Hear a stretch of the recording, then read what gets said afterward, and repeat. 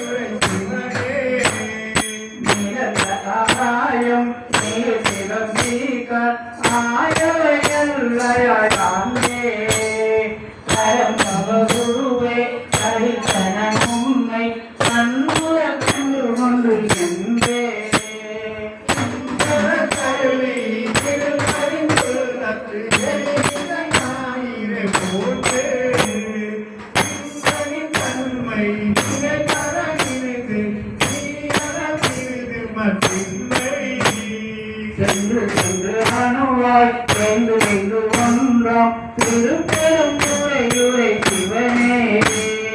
ஒன்றுமே அல்லை அன்றி ஒன்று இல்லை யாருமே அறியற்பிக்காரோ